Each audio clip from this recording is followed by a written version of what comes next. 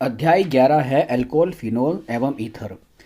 अब अगर इस अध्याय में सबसे अति महत्वपूर्ण टॉपिक्स की अगर अपन बात करें तो अल्कोहल के जो क्वथनांक संबंधी जितने भी प्रश्न हैं और जितने भी तथ्य हैं वो अपने लिए इम्पोर्टेंट है। अल्कोहल और फिनोल की जो अम्लीयता है उससे संबंधित जितने भी प्रश्न हैं या फिर जितने भी टॉपिक्स हैं वो अपने लिए ज़रूरी है। और कुछ अभिक्रिया है जैसे अल्कोहल की एस्टरीकरण की अभिक्रिया, निर्जलीकरण की अभिक्रिया, इनमें जो है अल्कोहलों का विभिन्न प्रकार के जो अल्कोहल होते हैं प्राथमिक, द्वितीयक, तृतीयक, इनका जो अभिक्रियाशीलता का जो क्रम है वो अपने लिए महत्वपूर्ण है। और फिर कुछ अभिक्रिया ईथर में है, विलियमसन ईथर संश्लेषण, कुछ फिनोल की अभिक्रिया इत्यादि, जो ये अति महत्वपूर्ण जो है इस अध्याय में टॉपिक है। अब स्टार्टिंग के अंदर बात करें तो अल्कोहल और फिनोल का कुछ वर्गीकरण दे रखा है। वर्गीकरण भी किसके आधार पर है कि जो सीओएच बंध है, सीओएच बंध में जो कार्बन का संकरण है, एक तो sp2 संकरण और sp3 संकरण, इसके आधार पर इसको दो वर्गों में विभक्त किया गया है। sp3 संकरित कार्बन जो कि OH समूह से जुड़ा है उसके आधार पर अल्कोहलों को प्राथमिक, द्वितीयक और तृतीयक अल्कोहलों में बांटा गया है। अब प्राथमिक अल्कोहल किनको बोलेंगे कि OH से जुड़ा कार्बन जो कि sp3 संकरित कार्बन है वो आगे कितने एल्किल समूह या फिर आगे कितने कार्बन से जुड़ा है उससे जो है उसकी डिग्री या फिर उसकी प्राथमिक, द्वितीयक, तृतीयक प्रकृति डिसाइड होती है। जैसे ये जो कार्बन है वो आगे सिर्फ एक एल्किल समूह या फिर एक कार्बन से जुड़ा है तो इसको अपन बोलेंगे प्राथमिक अल्कोहल, प्राइमरी अल्कोहल। ये कार्बन जो अल्कोहल समूह से जुड़ा है जो sp3 प्रकृति का है वो यहाँ पर दो कार्बन से जुड़ा है या फिर दो एल्किल समूह से जुड़ा है, इसलिए इसको अपन बोलेंगे द्वितीयक अल्कोहल। और ये जो कार्बन है वो तीन तरफ जो है कार्बन या फिर अल्कोहल से एल्किल समूह से जुड़ा है, इसलिए इसको बोलेंगे अपन तृतीयक अल्कोहल। इसके साथ ही आपको आइसो अल्कोहल और नियो अल्कोहल, इनकी संरचना और इनकी परिभाषा आपको आनी चाहिए। स्पेशली इनकी संरचना, जैसे कि नियोब्यूटिल अल्कोहल की संरचना लिखिए, आइसोप्रोपिल अल्कोहल की संरचना लिखिए, तो इस प्रकार से क्वेश्चंस भी आ सकता है।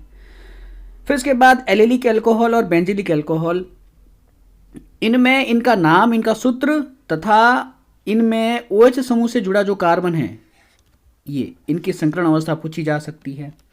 अब एलिलिक अल्कोहल और बेंजिलिक अल्कोहल में एक विशेष अंतर है कि OH समूह से जुड़ा ये वाला कार्बन जो sp3 संकरित होगा, अगर ये आगे खुली श्रृंखला वाले द्विबंधित कार्बन से जुड़ा हो तो उसको बोलेंगे अपन एलिलिक अल्कोहल। और OH समूह से जुड़ा sp3 वाला कार्बन अगर आगे डायरेक्ट बेंजीन वाले से जुड़ा है तो उसको अपन बोलेंगे बेंजिलिक अल्कोहल। इनमें इस कार्बन और इस कार्बन का संकरण sp3 होता है जो कि OH समूह से जुड़ा है। फिर इसके बाद वाइनेलिक अल्कोहल भी होता है। वाइनेलिक अल्कोहल में OH समूह डायरेक्ट जो है वो द्विबंधित कार्बन से जुड़ा होता है, जिसमें ये कार वाला कार्बन sp2 संकरित होता है। फिर नेक्स्ट अगर अपन आगे बढ़े ईथर में, ईथर के प्रकार में, तो ईथर दो प्रकार के होते हैं, सममित ईथर तथा असमित ईथर। इनकी परिभाषा आपको पता होनी चाहिए। सममित ईथर में ऑक्सीजन के दोनों तरफ समान प्रकार के एल्किल समूह विद्यमान होंगे, इनको अपन सममित ईथर बोलेंगे, जिसे इस तरफ सिर्फ मैथिल समूह है। और असमित में ऑक्सीजन के दोनों तरफ असमान एल्किल समूह का वितरण होगा, इधर एक कार्बन है इधर दो कार्बन है। फिर अगर अपन इन तीनों युग की संरचनाओं की, जैसे मेथेनॉल, फिनोल और मिथॉक्सी मेथेन, जो कि इस प्रकार से दे रखे हैं, इनकी बंध दूरी, इनका बंध कोण, इसका ज्ञान आपको अवश्य होना चाहिए। स्पेशली मेथेनॉल का जो डायग्राम है, ये जो चित्र है, ये आपको पता होना चाहिए, पूछा गया एग्जाम में। फिर इन्हीं संरचना में कुछ प्रश्न बन सकते हैं। प्रश्न कैसे कि फिनोल और मेथेनॉल की जो CO बंध दूरी है वो भी विभिन्न होती है। फिनोल की जो CO बंध दूरी है उसका मान कम होता है, जबकि मेथेनॉल में जो CO बंध दूरी है इसका मान ज़्यादा है, तो इसका कारण आपको पता होना चाहिए।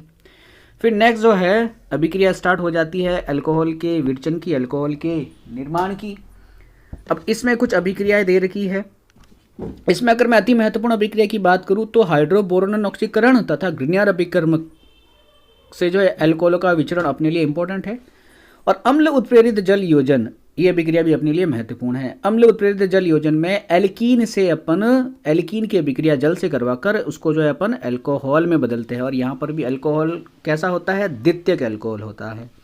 ये मार्कोव-निकोव नियम को जो है फॉलो करता है। अब मार्कोव-निकोव नियम में ये जो जल है, जल में ये वाला भाग तो होता है धनावेशित H और ये OH वाला भाग होता है ऋणावेशित। तो मार्कोव-निकोव नियम क्या बोलता है कि द्विबंधित वाले एल्कीन के दोनों कार्बन में से जो ऋण आवेशित भाग OH है वो हमेशा उस वाले कार्बन के पास जाएगा जिसके पास न्यूनतम संख्या में हाइड्रोजन हो। अब ये द्विबंधित दोनों कार्बन है, इसके पास 2 हाइड्रोजन है, इसके पापास 1 हाइड्रोजन है, इसलिए OH समूह इससे जुड़ेगा। ये देखिए, इससे ये द्वितीयक अल्कोहल का निर्माण होगा। फिर इसके बाद आपको हाइड्रोबोरोन ऑक्सीकरण अभिक्रिया और ग्रिग्नार्ड अभिकर्मक से अल्कोहल का निर्माण की अभिक्रिया अवश्य आनी चाहिए। अब ग्रिग्नार्ड अभिकर्मक में जो एल्डिहाइड हैं वो ग्रिग्नार्ड अभिकर्मक से क्रिया करके प्राथमिक तथा द्वितीयक अल्कोहल का निर्माण करते हैं, और जो कीटोन है वो तृतीयक अल्कोहल का निर्माण करते हैं। इसका विशेष ध्यान होना चाहिए आपको। फिर कुछ अभिक्रिया है फिनोल के विरचन या फिर फिनोल के निर्माण की, तो उनको भी देख लेते हैं। फिनोल के विरचन की प्रथम अभिक्रिया जो है वो हेलोएरिन द्वारा है। ये है हेलोएरिन क्लोरोबेंजीन। इसकी अभिक्रिया अपन सोडियम हाइड्रोक्साइड से करवा दे तो ये सोडियम फिनोक्साइड में बदलेगा और ये अंत में HCl से क्रिया करके फिनोल में बदल जाता है। ये फिनोल निर्माण की औद्योगिक विधि इसलिए अपने लिए महत्वपूर्ण है।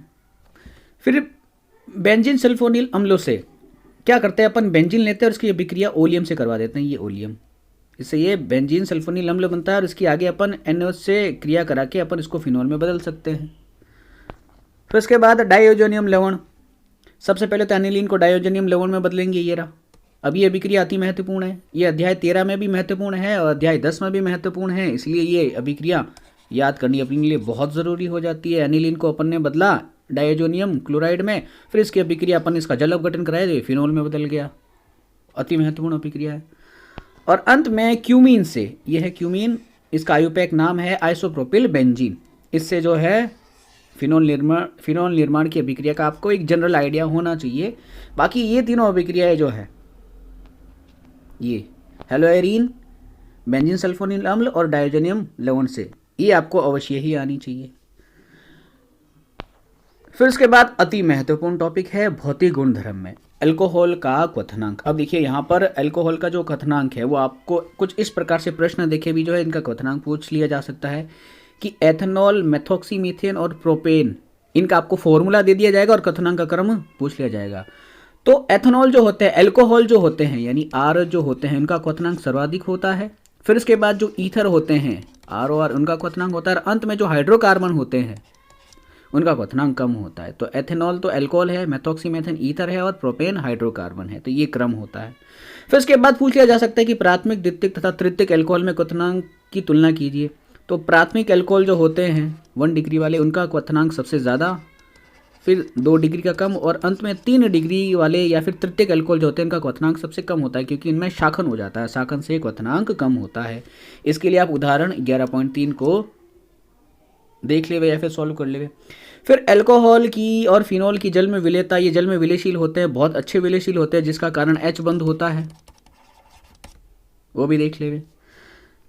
फिर अगर अपन रासायनिक गुणधर्म की बात करें तो प्राथमिक, द्वितीयक और तृतीयक अल्कोहल की अम्लीयता की तुलना आपको देखनी है। जो प्राथमिक अल्कोहल होते हैं वो सबसे अधिक अम्लीय होते हैं और जो तृतीयक अल्कोहल होते हैं ROH होते हैं वो सबसे कम अम्लीय होते हैं। फिर एक देखिए यहाँ पर एक इंपॉर्टेंट प्रश्न है जो अक्सर बना है, फिनोल जो होते हैं अल्कोहल एवं जल की तुलना में प्रबल अम्लीय होते हैं। इसका कारण क्या है? इसका कारण है फिनोक्साइड आयन। फिनोल H+ को त्याग करके एक स्थायी फिनोक्साइड आयन में बदल जाता है, जो कि इस प्रकार से है। फिर एक और प्रश्न बन सकता है कि अल्कोहल जो है वो जल की अपेक्षा दुर्बल अम्ल है। अब देखिए जल जो है वो अल्कोहल से भी ज़्यादा जो है अम्लीय होता है, इसका कारण आपको आना चाहिए। फिर इंपॉर्टेंट यहाँ पर फिनोक्साइड आयन की अनुनादी संरचना जो कि अभी अपन ने देख ली थी। फिर अति महत्वपूर्ण अभिक्रिया की बात करें तो एस्टरीकरण की अभिक्रिया जो कि कुछ इस प्रकार से हैं। और एस्टरीकरण अभिक्रिया में एक अभिक्रिया का ये ध्यान रखिएगा कि सैलिसिलिक अम्ल, जो ये सैलिसिलिक अम्ल है, इससे अगर इसकी अभिक्रिया अपन इससे करवा दे अम्ल की उपस्थिति में तो एस्पिरिन का निर्माण होता है, सर दर्द की जो टैबलेट होती है, मेडिसिन होती है।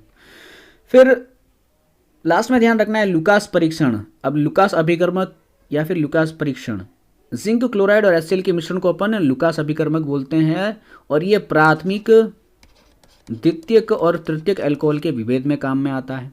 फिर वेरी इंपॉर्टेंट निर्जलीकरण की अभिक्रिया अल्कोहल की आपसे डायरेक्ट निर्जलीकरण की अभिक्रिया पूछ ली जा सकती है, या फिर आपको अलग अलग प्रकार के अल्कोहल दे दिए जाएंगे प्राथमिक, द्वितीयक, तृतीयक फॉर्मूले के रूप में, और फिर पूछ लिया जाएगा कि इनकी जो है अभिक्रियाशीलता का क्रम बताइए, सबसे अधिक जो है अभिक्रियाशील कौन रहेगा निर्जलीकरण अभिक्रिया के प्रति, कौन सा अल्कोहल जो है सबसे अधिक क्रियाशील रहेगा। तो अभिक्रियाशीलता का क्रम ये है, तृतीयक अल्कोहल सबसे अधिक क्रियाशील होते हैं और प्राथमिक अल्कोहल सबसे कम क्रियाशील होते हैं, किसके प्रति, निर्जलन के प्रति। फिर ऑक्सीकरण की अभिक्रिया अपने लिए बहुत ज़रूरी है, इसका ज्ञान होना जरूरी है, क्योंकि ये अभिक्रिया और ये अभिक्रिया एग्जाम में आ रखी है, पूछ रखी है। देखिए ऑक्सीकरण अभिक्रिया में कॉपर और 573 केल्विन का ताप अपन को लेना है। अगर मैं प्राथमिक अल्कोहल लूं तो उससे बनेगा एल्डिहाइड, अगर मैं द्वितीयक अल्कोहल लूं तो उससे बनेगा कीटोन, और अगर मैं तृतीयक अल्कोहल लेता हूं तो इससे बनेगा एल्कीन। यहां पर उत्प्रेरक और ताप तीनों के लिए परिस्थितियां एक जैसी है, लेकिन अल्कोहल की प्रकृति में परिवर्तन होने से बनने वाले उत्पाद भी जो है बदल जाते हैं। फिर नेक्स्ट अभिक्रिया की बात करें तो फिनोल की अभिक्रिया में इंपॉर्टेंट अभिक्रिया में जो फिनोल की नाइट्रीकरण अभिक्रिया है, यानी HNO3 के साथ नाइट्रिक अम्ल के साथ अभिक्रिया है, वो अपने लिए जरूरी है। इसमें भी इसकी दो अभिक्रिया है। पहली अभिक्रिया तनु HNO3 के साथ, HNO3 ये नाइट्रिक अम्ल है के साथ अभिक्रिया, और दूसरी है सांद्र HNO3 के साथ अभिक्रिया। अब देखिए तनु नाइट्रिक अम्ल HNO3 के साथ अगर अपन अभिक्रिया कराएंगे फिनोल की, तो इससे अपन को दो यौगिक मिलेगा, एक यौगिक मिलेगा ऑर्थोनाइट्रोफिनोल और दूसरा मिलेगा अपन को पैरानाइट्रोफिनोल। इसकी मात्रा ज़्यादा होगी, इसकी थोड़ी कम होगी। अब देखिए ये दोनों यौगिक जो है अपने लिए महत्वपूर्ण है। अब यहाँ से एक प्रश्न बन सकता है कि पैरानाइट्रोफिनोल का क्वथनांक ऑर्थोनाइट्रोफिनोल से अधिक होता है, क्यों? तो इसका कारण ये होता है कि पैरानाइट्रोफिनोल में अंतराण्विक हाइड्रोजन बंध पाया जाता है, जिसकी वजह से इसका क्वथनांक ज़्यादा होता है, और इसमें अंतराण्विक हाइड्रोजन बंध पाया जाता है, सिर्फ एक ही अणु में बंध पाया जाता है इस पूरे के पूरे अणु में, इसलिए इसका क्वथनांक कम होता है। फिर एक और प्रश्न बन सकता है कि ऑर्थोनाइट्रोफिनोल और पैरानाइट्रोफिनोल की अम्लीयता जो है वो फिनोल से भी ज़्यादा होती है, तो इसका कारण है नाइट्रो समूह। जब कभी भी नाइट्रो समूह किसी फिनोल रिंग पर, फिनोल वाले पर जुड़ते हैं तो इसकी अम्लीयता बढ़ा देते हैं। फिर फिनोल की सांद्र HNO3 के साथ अभिक्रिया कराएंगे तो एक पिक्रिक अम्ल नाम का यौगिक बनेगा। ये फिनोल, ये सांद्र HNO3 और ये है पिक्रिक अम्ल। 3 जगह पर नाइट्रो समूह लग जाएगा। इसका आयुपैक नाम ये है 2,4, IUPAC इसका नाम है 2,4,6 ट्राई नाइट्रोफिनोल, इसको पिक्रिक अम्ल भी बोलते हैं, और ये प्रबल अम्लीय होता है क्योंकि इसके पास 3 नाइट्रो समूह होता है। फिर इंपॉर्टेंट अभिक्रियाओं में कोल्बे अभिक्रिया जो कि इस प्रकार से है, और रायमन टीमान अभिक्रिया। रायमन टीमान अभिक्रिया कोल्बे अभिक्रिया से ज़्यादा बार पूछी गई है, जो कि इस प्रकार से है, ये आपको अवश्य आनी चाहिए। उसके बाद यशद रज जिसको अपन जिंक बोलते हैं, उसकी अगर अपन फिनोल से अभिक्रिया करवा दे तो अपन को बेंजीन का निर्माण मिलेगा, तो ये अभिक्रिया भी आपको आनी चाहिए। फिर उसके बाद कुछ जैसे मेथेनॉल को कास्ट स्पिरिट भी बोलते हैं, तो इसका ज्ञान आपको होना चाहिए। फिर ग्लूकोज की जाइमेज एंजाइम द्वारा अल्कोहल में परिवर्तन की अभिक्रिया आपको पता होनी चाहिए, जो कि इस प्रकार से है। ये ग्लूकोज है, जाइमेज एंजाइम से क्रिया करके इस एथेनॉल में बदल जाता है। इस अभिक्रिया को अपन किण्वन अभिक्रिया भी कहते हैं। फिर इसके बाद ईथर का चैप्टर जो है पार्ट स्टार्ट हो जाता है। ईथर में जो है सबसे पहले विरचन में भी अल्कोहल के निर्जलीकरण द्वारा, जो कि SN2 अभिक्रिया है, ये कि इस प्रकार से है। अपन लेते हैं अल्कोहल, और अल्कोहल की अभिक्रिया अपन अम्ल से करवा दे, सल्फ्यूरिक अम्ल से। अगर अपन तापमान 443 केल्विन रखे तो अल्कोहल एल्कीन में बदलेगा, और अगर तापमान अपन 413 केल्विन रखे तो डाईएथिल ईथर बनेगा। डाईएथिल ईथर का जो फॉर्मूला है वो आपको पता होना चाहिए। फिर इसके बाद अति महत्वपूर्ण अभिक्रिया की तरफ बढ़े तो विलियमसन ईथर संश्लेषण, इसको विलियमसन ईथर संश्लेषण भी बोलते हैं। इसकी अभिक्रिया आपको आनी चाहिए, जो कि इस प्रकार से है। ये भी SN2 अभिक्रिया है। ईथर की हाइड्रोजन आयोडाइड से अभिक्रिया भी जरूर देख लें, जो कि कुछ इस प्रकार से हैं। ये ईथर है और ये हाइड्रोजन आयोडाइड है। ईथर इस भाग से विखंडित होता है, हाइड्रोजन इस ऑक्सीजन से जुड़ जाता है और प्राथमिक अल्कोहल का निर्माण करता है, और ये आयोडीन इस कार्बन से जुड़ जाता है और तृतीयक एल्किल हैलाइड का निर्माण करता है। फिर इसके बाद अंत में ईथर की फ्रीडेल क्राफ्ट अभिक्रिया और उसका नाइट्रीकरण अभिक्रिया जरूरी है, ये आपको आनी चाहिए।